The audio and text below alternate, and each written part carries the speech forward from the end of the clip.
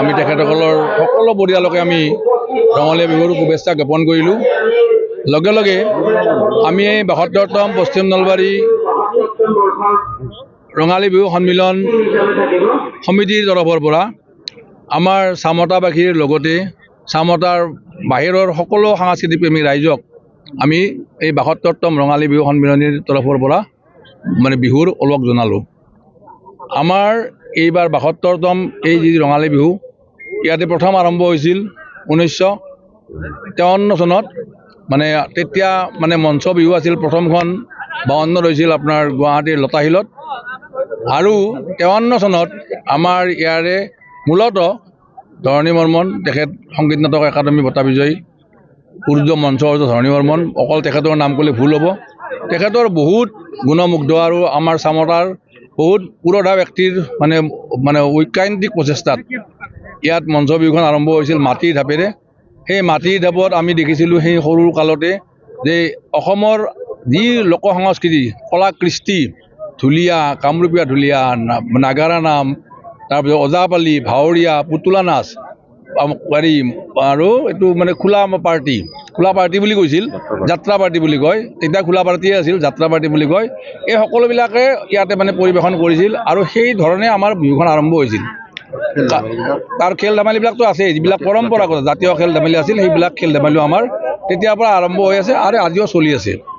আমি এই বিহুখনৰ আজি ৭২ বছৰ বয়সত আমি মূলতঃ আমি আলোচনা কৰিছোঁ বা আমি সিদ্ধান্ত এটাৰ উপনীত হোৱাৰ কাৰণে চেষ্টা কৰিছোঁ যে এই মুকলি বিহু, এই বিহু প্ৰতিযোগিতাখন আমি এটা স্থায়িত্ব প্ৰদান কৰিব পাৰোঁ নেকি।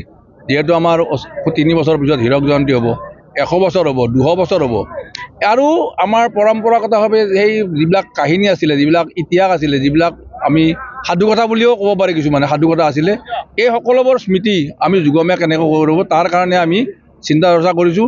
অকল বহাগৰ এই ৭ দিনতে আমি বিহুটো উদযাপন কৰি আমাৰ কৰ্ম সমাপন কৰিব বিচৰা নাই। আমি গোটেই বছৰজোৰা, গোটেই জীৱনজোৰা আমি ইয়াক ৰাইজৰ মাজলৈ লৈ গৈ আমি কেনেকৈ ৰাইজৰ সমাজৰ উৎকৰ্ষ সাধন কৰিব পাৰোঁ, তাৰ কাৰণে ব্ৰতী হৈছোঁ। আৰু সেইকাৰণে আমি আমাৰ যি চামতাবাসী ৰাইজৰ আজি অভূতপূৰ্ব সঁহাৰি, আমি স্থায়ী সদস্য পদ লোৱাৰ কাৰণে চেষ্টা কৰি এটা আমাৰ আহ্বান দিছিলোঁ। এতিয়ালৈকে প্ৰায় ৬৫০-৭০০ সদস্য আমাৰ নিজাববীয়াকৈ আহি তেখেতসকলে সদস্য হৈছে। আমি আশা কৰিছোঁ যে এই সময়ছোৱাৰ ভিতৰত হয়তো ১,০০০ৰো বেছি হৈ যাব। আমি তাতেই ক্ষান্ত নাথাকোঁ। আমি চামতা অঞ্চলৰ চামতাবাসী বুলি মই কৈছোঁ যে চামতা এখন গাঁও নহয়, কেইখনমান গাঁৱৰ সমষ্টি। এই অঞ্চলৰ সকলো প্ৰতিঘৰ লোককে আমি এই ৰঙালী বিহুত সামৰি লোৱাৰ কাৰণে চেষ্টা কৰিম। আৰু পুনৰবাৰ আপোনালোকৰ জৰিয়তে আমি সকলো ৰাইজকে ৰঙালী বিহুৰ ওলগ যাচিলোঁ আৰু সকলো এই অশুভ শক্তি ধ্বংস কৰক এই ৰঙালীৰ দিনতে, আৰু আমি সমাজ আগবঢ়াই লৈ যাওঁ। এইটো এটা আচলতে কাকতলীয়া। মই আগতে মোৰ অলপ আগতে ভাষণতো কৈছোঁ যে আচলতে মোৰ জন্মদিনটো বহাগ ১৫ এপ্ৰিল যদিও মোৰ মানস পত্ৰটো নাছিলে। আপোনালোকে সকলোৱে জানে আগতে আমাৰ বয়সবিলাক চৰকাৰীভাৱে বেলেগ আছিলে। মোৰ আচলতে প্ৰকৃত জন্মদিন ১/১/৫৪। কিন্তু আজি ৩ বছৰমান আগত মোৰ একদম পুত্ৰসম আমাৰ বিশ্বজিৎ শৰ্মা, তেওঁ মোৰ ছোৱালীজনীৰ ক্লাছমেট, তেওঁ কিবাকৈ যিকোনো কাৰণতে নহওক মোৰ ছোৱালীজনীৰ পৰা তেওঁ জন্মদিনটো আনি এই পশ্চিম নলবাৰী ৰঙালী বিহু সন্মিলনীতে আজি ৩-৪ বছৰমান আগত এনেকৈ এটা তেওঁ হেৰি কৰিছিলে। আৰু তেতিয়াৰ পৰা মই জানো, মই পিছত চাইছোঁ, মই আপোনালোকক মিছা কথা নকওঁ, তাৰপিছত আমাৰ যি কুস্তি থাকে, কিবা থাকে, সৰণি থাকে, আমি চাইছোঁ। কিন্তু তেতিয়ালৈকে মই অন্তৰৰ পৰা কৈছোঁ যে মই তেতিয়ালৈকে অৱগত নহয়। আৰু মই সকলোকে ধন্যবাদ দিছোঁ, তেওঁ বিশেষকৈ বিশ্বক মোৰ জন্মদিনটো এনেকৈ তেতিয়াই উদযাপন কৰিছিল।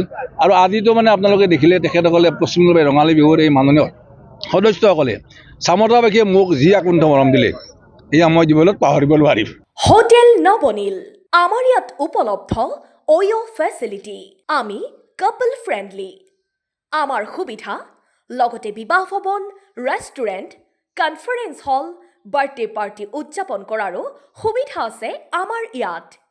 যোগাযোগৰ নম্বৰ 7635980100 আৰু 7002691801। আমাৰ ঠিকনা হৰিপুৰ নলবাৰী ৰাষ্ট্ৰীয় ঘাইপথৰ কাষত নাইৰা পেট্ৰল পাম্পৰ সমীপত।